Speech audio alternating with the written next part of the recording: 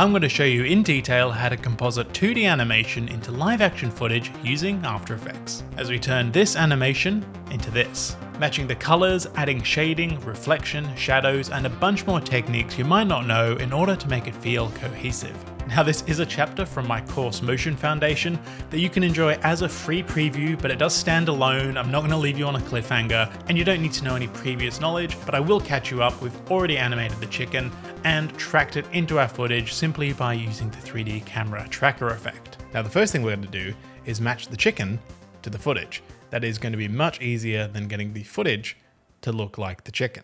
The first thing we're going to do is desaturate the chicken because, first of all, it is a lot brighter and a lot more colorful than the background. That's the first thing we notice, and that's going to make one of the biggest differences.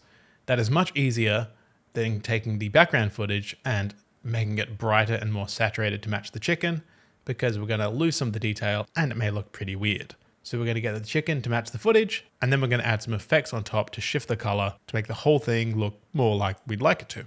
So on this chicken comp, we're going to add some effects. So the first one to desaturate it is hue and saturation.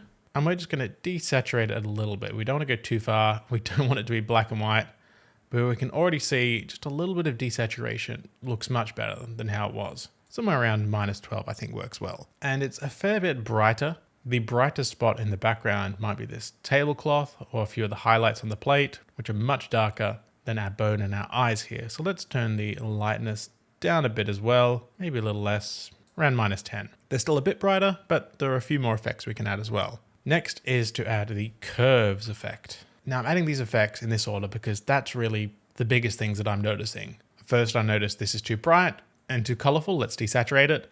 And now I'm noticing the colors are a bit different compared to the background. Background's a little got a green tint, and this one feels a little bit redder, and the whites are a bit bluer compared to the sort of yellowy highlights that we have everywhere else. So I'm just adding these effects because I know those are going to tackle the biggest issues first. When you composite something, you don't always have to go in this order. That'll depend entirely on your footage, but these are pretty common tools that you'll likely be using in most compositing that you do.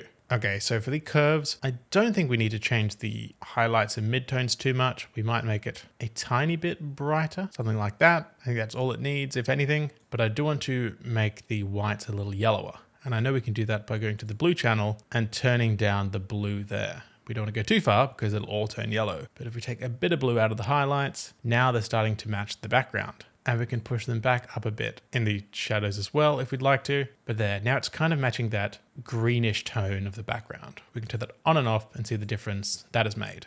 Okay, let's close these effects because we don't need to see all of their features up here. And now let's add a Gaussian blur. Now this is something I like to add particularly to 2D shape layer objects when put into the real world, because they're just going to be so crisp and sharp. And if we add just 2 pixels of a blur, and it's barely noticeable, maybe if we look at the very edges here, but it just softens it a touch. And another thing that's different between our chicken and our footage is the amount of noise. Let's just zoom in on our plate here. We can see there's a little bit of noise everywhere. Now I didn't shoot this on film, so this is just light from the sensor. Maybe the ISO was cranked too much. There's a little bit of noise in there. Almost any footage you see will have some amount of noise, but our chicken is just a one flat color. So let's add some noise. Now my favorite way to add noise is not using the noise effect. If we search noise, we have a few different options here. Noise is the most basic. We can turn up the noise, it gets noisier, and it's animated. But we don't have many options here. So let's delete that. And I like to use noise HLS auto. So let's add that. And here we get a few options. We have the type of noise, and we can have noise on the hue, the lightness, the saturation. So this will just be general noise. If we add noise to the lightness, that's essentially the equivalent of adding the regular noise effect. Let's take that down. We can also add a noise to the hue. So there's now noise in the color of our layer and in the saturation. So some bits are more saturated than others. If we crank this up, we can see some bits are just black and white. And we also have noise animation speed. 24 frames per second, I think is fine. Let's add a bit of noise in the lightness. About 5 pixels seems to be enough. And we'll change the noise type from uniform to grain. So the noise isn't just 1 pixel wide. It is a little bit sort of lumpier and bigger. And there, I think that matches quite well. And we also can change the grain size here as well, but I think 1 pixel is fine for us. I think that matches quite good. We can maybe turn it down to 4%. There. Already we've made a pretty big difference on this layer. And we can turn off its effects just by clicking this here to see before and after. Already it fits in the scene a lot better. Okay, now let's add a shadow to this chicken. Everything else in the scene has a shadow, the plates, the forks, even the glass and things in the background, but our chicken does not. So let's give it a shadow. And to do that, we can duplicate this chicken comp, which is with Control or Command D, and I'm going to change its rotation so it's lying flat on the plate. So bring up its rotation, and I believe that's its, yes, it's X rotation. I'm going to rotate it behind the chicken, minus 90. There we are. So now we've just got a copy of our chicken lying down on the plate. Now I'm going to remove all of these effects, and we're going to need to make this a dark shadow color. So we'll add a fill effect, and I'm just going to eyedrop one of the dark colors down here, maybe the shadow underneath the fork. Maybe that's a bit too black. Maybe this one down here, a little bit brown. Now we've got a nice harsh shadow, and it's going to match the animation of our layer exactly. So duplicating layers is a great way to use a shadow, but I kind of want it to fade away a little bit as it gets further away from where it has contact with our chicken. So I'm going to grab the rectangle tool, and I'm just going to draw a rectangle on this layer. And because this is a 3D layer, as I draw a mask around it, it is drawing it, in 3D perspective, which is fine. That's what we want. Just might be a little bit different when you draw one for the first time. And I'm going to bring up its feather with F on the keyboard, and let's feather it. Let's go to 500 pixels. See how that looks? Yeah, we can see it fading away there. I can double click on this mask and change its position of how much shadow we want to be on there. Around here, I think should be fine. And I think that position for the shadow is all right as well. Now the light source, fairly overhead, fairly from the top. The shadows tend to be underneath everything. It's not coming at a harsh angle. But if you do want to add an angle to your layer, you can add the effect CC slant. So if we add that to our layer, oh, sorry, we haven't got one selected. We deselected off. Let's just rename this layer chicken dash shadow. Let's color this dark green so we know it's not our main chicken comp. Let's add CC slant to that. And then if we change the slant amount, we can change the direction that the shadow is going in. So that can be very useful if you have light coming from one particular area. But I think we can leave ours in the middle. We don't need CC slant. One thing we will add though is another Gaussian blur. Perhaps we could have kept the one we deleted earlier. And I want to make this shadow softer. The other shadows here are not very harsh. You would get harsh shadows if you had direct sunlight, light that hasn't been filtered through anything. Here in this scene, light's bouncing all over the place, so there's no harsh shadows. The light is kind of softening everything. So let's increase this Gaussian blur. We can go quite a lot. Let's go well over 100. Let's go to 200, I think. There. And now we do get a very harsh line at the edge of our layer. So on our shadow, we are going to turn off repeat edge pixels. There. Now I've got a shadow for our chicken. It's a little bit too dark. Let's just turn down the opacity of this layer. Let's go to 50%.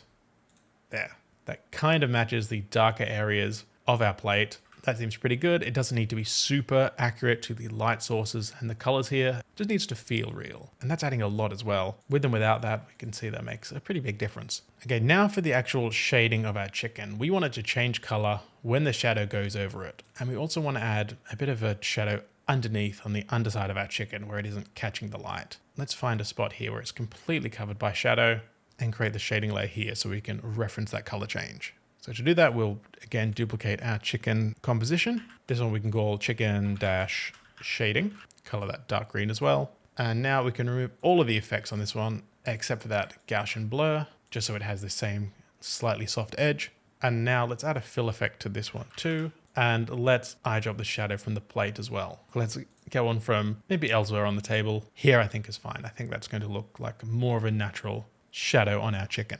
So this layer is going to be the shading as the shadow passes over our chicken. And we're going to animate that with a mask. So let's just select the rectangle tool and I'm going to draw over half of this chicken there. And let's try to find a spot where maybe half of the chicken is in shadow, half of the plate, I should say. And we're going to rename this mask to passing shadow because we will add a few more masks on this shading layer. And the first thing we're going to want to add is a soft edge. So let's feather the edge of this shadow. Let's bring up its feather with F.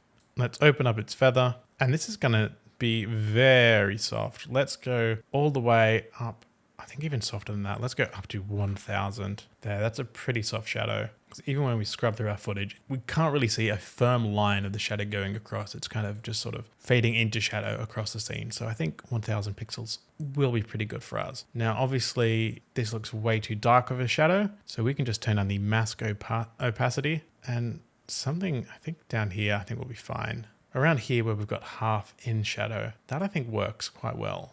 50%, let's keep it there. And I'm just going to switch to my selection tool, grab this mask and just move it across the chicken, see if that feels like it would match that motion. I think that's looking pretty good. Okay, I think we're pretty solid for this passing shadow color. Now I am going to ignore this for a little while. So I'm just going to move this mask over to the right because you don't need to animate that yet. What I want to use this layer for is to create some shading and shape on this piece of chicken. Oh, and I can see right down here, I think that is our chicken shadow layer. Oh, I think because it's a 3D shape, part of it is just sticking out slightly at the bottom because of maybe how it's positioned or rotated. If we just drag that below our chicken layer, that should hide that. Okay, good. Okay, back onto our chicken shading. So here I want to add a bit of a shadow to the bottom of the chicken. There's light coming from the top and the bottom's a bit darker. So let's just grab a rectangle tool and draw a mask around the bottom half. I'll get the selection tool back again, just move it around. I think somewhere around here. Let's bring up its feather with F. Let's make this pretty soft as well. Maybe not up to 1000. Let's go for 800 pixel there. So now there's a slight shading across the whole piece of chicken there, even when it's in shadow. I think that works well. I'll rename this one bottom shading. And then another thing I might want to add is a bit of light reflected back up from the plate. So if light's coming down, hitting our chicken from the top, hitting our plate and the table and everything else, there will be a little light that bounces up a tiny bit from the plate. So let me get the rectangle tool again. I'll draw another mask on the bottom, but this time I won't set it to add, I'll set it to subtract. There, move that down from the bottom. That is far too bright. Let's feather that. I think up to 100 we can get that feather, and that's still quite bright. It looks like the chicken is kind of glowing. It shouldn't be lighter than the plate. So let's select that mask, open up its opacity and turn that way down. Maybe 35, 36% or so. And we can rename this mask bottom reflected light. Maybe angle that a little bit away from the bone. We don't want the bone getting too light and causing a distraction. But there, I think that's good. It kind of helps describe the form and make it feel a little bit 3D, even though the shapes are 2D. All right, so we now have our shading layer. And there's one thing I can notice. There's a slight highlight on the edge here where we can see our main chicken underneath. And we get a tiny little bit of a border here because we have that soft edge on both layers, and I can see a tiny bit of lighter chicken underneath this layer. Now, one way we can counteract this is by making the layer underneath a little bit smaller. So on our main chicken layer, let's add the effect simple choker, put that at the very top of the effect stack, and this will just, like we used before, expand or subtract the edge of this layer, and we want to sort of increase the value so it shrinks a little bit. If we go too much, we can just see that shading layer on top. We don't want to do that. Let's just go 2 pixels. That's still too big. 1, maybe even too big still. Let's go 0.8. There we go, very slightly. So now if we turn this on and off, we can see we're just getting rid of that slight rim of light that was visible before, and it's a little bit softer. If anything, we have a slight darker edge now, but there. Okay, I think that looks good. Now, before we animate the passing shadow that we have over here on the mask of our shading layer, let's add one more element of realism to the scene with this chicken, and that is to create a reflection. And we can do this a similar way that we created our shadow. So let's get our chicken layer, duplicate it, and we just need to sort of flip this vertically. So if we go to layer, transform, flip vertical, now we've got an exact copy underneath. I mean, it doesn't have shading, but that's fine. We don't really need that. Let's rename this chicken dash reflection, and we can make it blend in a little better by changing its blending mode from normal to overlay. There we go. And we don't want it all to be visible. So let's grab the rectangle tool to draw a mask just on the very, very top. We want to feather that mask as well. Let's make this huge. Let's make this 1000. There we are. Now our mask is, I think, too thin, so we don't see it. So let's drag it up. There we go. Let's move that so we can just see the very, very top of that chicken. We don't want to see it way down here because it wouldn't reflect all the way down there. We just want to see it reflecting where it makes contact. And it's maybe a bit too visible as well. We can just turn down the opacity of this whole layer from 100%. There, nice and subtle. We can also add a blur as well. We'll add a Gaussian blur, and let's blur that a bit. Let's go up to maybe 50. There, it's got a reflection. We won't need the noise on here as well.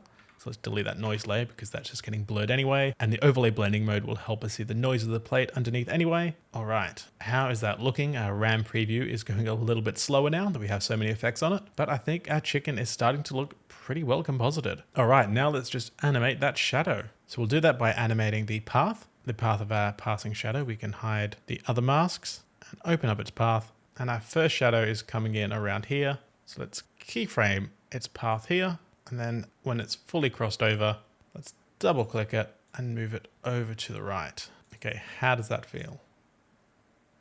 That lines up pretty good.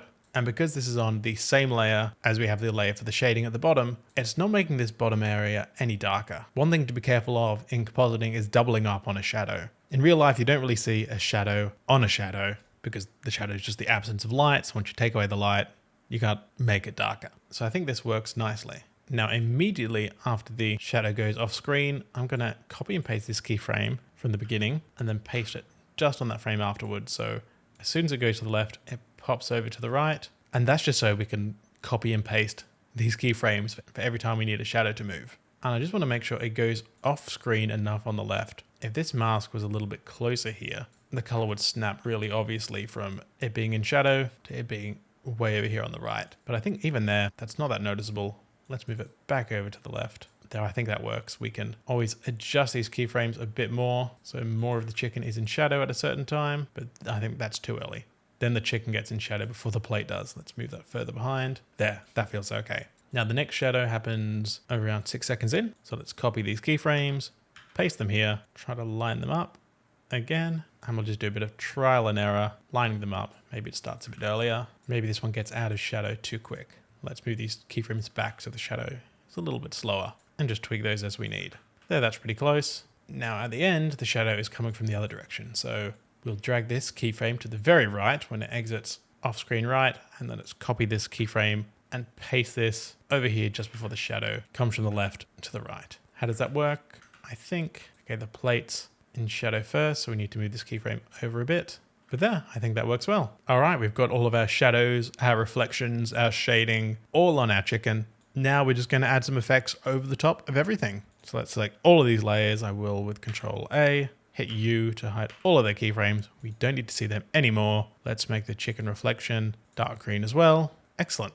And now let's create a new adjustment layer and let's rename that effects. And we'll add a few effects to just make this more cohesive. And part of what makes a composite successful is how many things are similar between the two elements. So the first thing we did was we made the saturation similar, we made the colors similar, now we've made the shading similar and the lighting similar. And now if we apply some effects over the top of everything, there will be a similar color shift and adjustment to everything as well. So everything we do brings it slightly closer together. Everything we do that we do to both of them, or we do to one of them to make it more like the other, makes them sit more in the same world. Okay, now we're going to start with a bit of basic color correction. We've made our chicken look a bit greener and desaturated to match this scene, but that might not be what we want for our final result. So now that it matches the background, we can make changes to anything and make it the color we want. So basic color correction, and when a color correction is applied over a whole image, it's also called a color grade. You might have heard that term before, whether it's just over footage or elements as well. Changing the color is called grading. So if someone refers to the grade of a footage, they mean the color grade, the color adjustments. Now that is normally done at an edit stage at a larger project. It could be the very final thing. It could happen before it gets sent to motion graphics, but often that's applied by an editor or a specific color grader, depending on the size of the production. And that's usually done in the editing software or in specific grading software. Now, DaVinci Resolve is a great tool for both. I believe it started as a color grading software and then added editing capabilities. So now people use it for editing as well, which I hear great things about, and it's free. So if you're looking for an alternative to Premiere, that is what I would go for. I use Premiere for my editing. So when I need to color grade, I will use their tools. And we can also use the main color grading tool in Premiere in After Effects as well. And that is called Lumetri Color. And if we select that, we can see we have a whole bunch of options here. In each one of these, we have lots and lots of results. To be honest, it's probably overkill for this project here, so we're not going to use it. But if you want to get deeper into color grading, Lumetri Color, I think, is a great place to do it. And I think the tools are a little better in Premiere as well. So that's where I would start if you don't want to go into software like DaVinci Resolve. Okay, let's get rid of Lumetri Color. And we're going to use some more basic effects in After Effects to get this done, because we don't really need to change it too much. Okay, so before we add any other effect, what I do want to add is a vignette to this image. So we're going to search for CC Vignette. As soon as we click that, it applies a vignette. We can turn that on and off. And a vignette is essentially a soft dark border around the edge of an image. Now this is very common in all types of shots. Essentially it just draws the eye closer to the center and makes what's happening in the middle more important. This is maybe a bit too much. Let's turn the amount down to 75. And I don't think we need to tweak any other settings. We can change the position or how soft it is, but I think this works well. And it's really not noticeable. If you were to look at this footage like it is, you wouldn't think, oh, all the edges have been darkened. It's only when you turn it on and off that we really notice it. So it draws our attention here, and we don't notice that it has kind of muddied up a little bit of our corners and edges. I don't mind. Those aren't the important elements. The edges are kind of desaturated and dark anyway. I would maybe be more careful using it if I had a really bright scene, say something in the snow. Having a black layer just kind of softly on the edges is going to make more of a difference there. But in this scenario, it just draws our attention nicely to the center. Now we're going to do the main color correcting using the curves effect. And if you're not already familiar with the curves effect, we've been using it a little bit throughout this lesson and the rest of the course, but it'll be good practice if you've not already used it much. The curves effect does take a little bit of a time to get used to figure out the relationship of how these curves work. I think I've explained it a few times. The left side is the darkness of your image. The right side is the brightness, and the vertical axis is the output. So highlights, very bright, shadows, very dark. If we want our shadows brighter, bring this up. If we want our highlights darker, bring this down. And we can control the midtones in the middle. Curves is a very powerful adjustment tool once you get the hang of it. Now, we're currently editing the RGB channel, which controls all of the colors here, so this will affect its brightness. I think it's pretty good. We could maybe make it a tiny bit brighter, but I don't think that's too necessary. Let's leave it at that. Now we want to get into the color channels. So let's start with the red, work our way down. We don't need to get to alpha. There's no transparency to this composition. So let's go to the red channel, and here we can make some slight changes. We can make it more red, less red.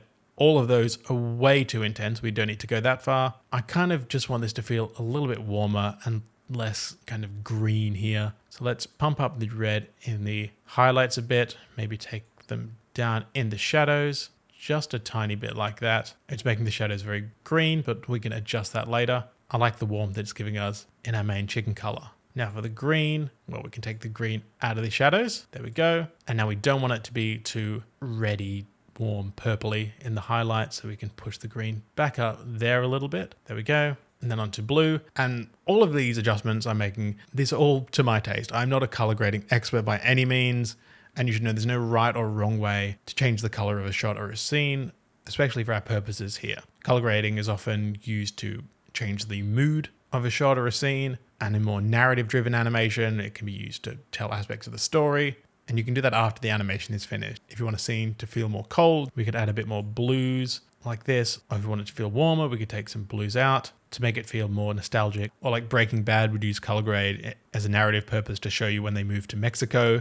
It has a very orange color grading, something like this. So when you quickly see a scene, you'd have to recalibrate where the characters are. Stuff like that is used very often. But how I'm using it here is just to make it look interesting. Now for the blue, I think we want more blues in the shadow. So I'm going to drag blues up in the shadow, but take blues down in the highlights. So it's a little more intense than the color correction we did with the green and reds. I kind of like these purple shadows. This might be a bit too intense. I can turn it down a touch, but I do like this color here. The highlights are still a little bit darkish. They're a bit yellow. They're not bright white. If we wanted to bring up the highlights, we could go back to RGB and drag these up a bit.